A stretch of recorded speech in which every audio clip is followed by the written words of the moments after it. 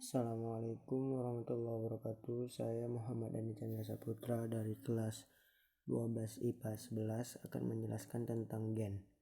Saya akan menjelaskan tentang pengertian, bentuk, struktur, sifat, dan ciri-ciri.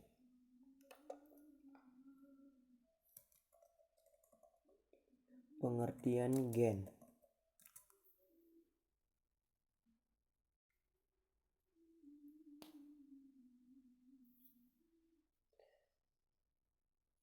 Gen adalah suatu lokasi tertentu pada genom yang berhubungan dengan pewarisan struktur.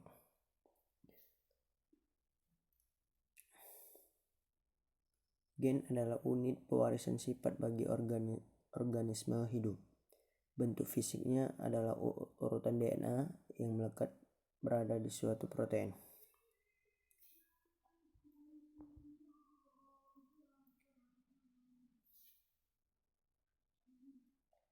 Bentuk fisik adalah urutan DNA yang melekat atau berada di suatu protein, polipeptida atau seuntal RNA yang memiliki fungsi bagi organisme yang memilikinya. Batasan modern gen adalah suatu lokasi tertentu pada genom yang berhubungan dengan pewarisan sifat dan padat dihubungkan dengan fungsi sebagai regulator atau pengendali. Sasaran transkripsi atau peran-peran fungsi lainnya penggunaan gen dalam percakapan sehari-hari, misalnya gen cerdas atau gen warna rambut seringkali dimasukkan oleh alel atau pilihan variasi yang tersedia oleh suatu gen. Meskipun ekspresi alel dapat serupa, orang lebih menggunakan istilah alel untuk ekspresi gen yang secara fenotipik berbeda.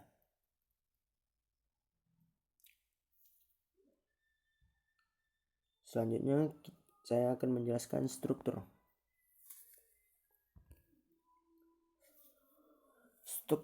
Struktur gen. Pada sel eukaryot, gen terdiri dari domain regulasi inisiasi transkripsi yang terdiri antara lain dari deret GCCACACCC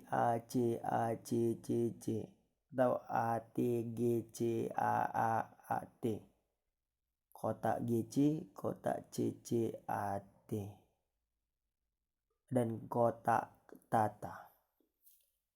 Intron. Selanjutnya ekson. Ekson merupakan area kodikasi protein yang dapat ditranskripsi secara overlapping atau non-overlapping. Sebagai contoh, pada kode dengan tipe deret nukleotida atau kodon triplet AUU, GCU, CAG dapat secara dibaca non-overlapping sebagai AUU, GCU, CAG atau dibaca secara overlapping sebagai AUU, UUG, UGC, GCU, CUC, CAG. Walaupun pada sekitar tahun 1961 telah diketahui bahwa asam amino dikodikasi oleh kodon secara non-overlapping, telah ditemukan protein berbeda. Hasil transkripsi dengan pengeras pergeseran overlapping kodon. Domain regulasi akhir transkripsi. Jadi yang saya jelaskan tadi itu adalah struktur gen. Ada pula ekspresi gen. Ekspresi gen adalah proses di mana kode informasi yang ada pada gen diubah menjadi protein-protein yang beroperasi hanya di dalam sel. Ekspresi gen terdiri dari dua tahap, transkripsi dan translasi. Bedanya, transkripsi proses pembuatan salinan RNA. Translasi proses sintesis polipeptida yang dispesifik di dalam ribosom. Proses transkripsi DNA menjadi mRNA dan translasi mRNA menjadi sebuah polipeptida disebut dogma sentral atau central dogma. Dogma sentral berlaku pada prokariot atau eukariot. Namun, pada eukariot ada tahapan tambahan yang terjadi di antara transkripsi dan translasi yang disebut tahap pre-RNA. Tahap pre-RNA adalah untuk menyeleksi RNA yang akan dikirim keluar nukleus untuk ditranslasikan di ribosom. Ekson merupakan RNA yang dikirim keluar nukleus untuk ditranslasikan, sebagai intron merupakan RNA yang akan tetap berada di dalam nukleus karena kemungkinan RNA tersebut akan membentuk protein yang tidak fungsional atau tidak berguna atau sia-sia jika ditranslasikan. Intron kemudian akan terurai kembali untuk membentuk rantai RNA baru. Jadi di situ terdapat perputaran.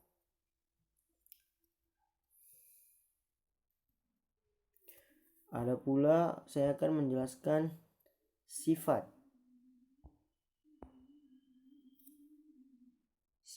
gen.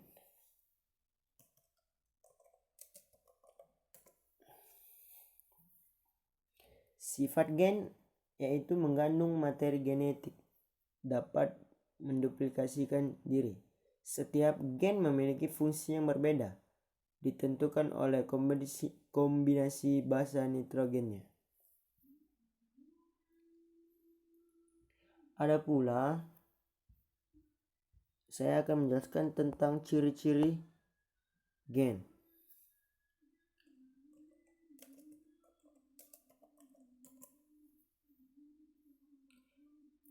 Karakteristik gen atau juga bisa disebut ciri-ciri, sama itu sebagai zarah tersendiri yang terdapat pada kromosom. Yang kedua ciri-cirinya mengandung informasi genetik. Yang ketiga dapat menduplikasikan diri saat terjadi pembelahan sel.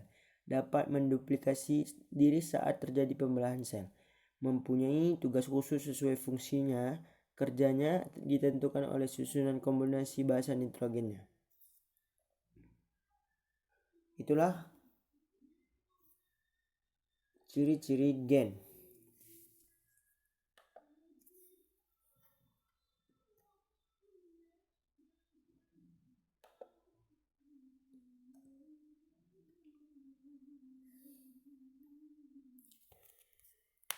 Gen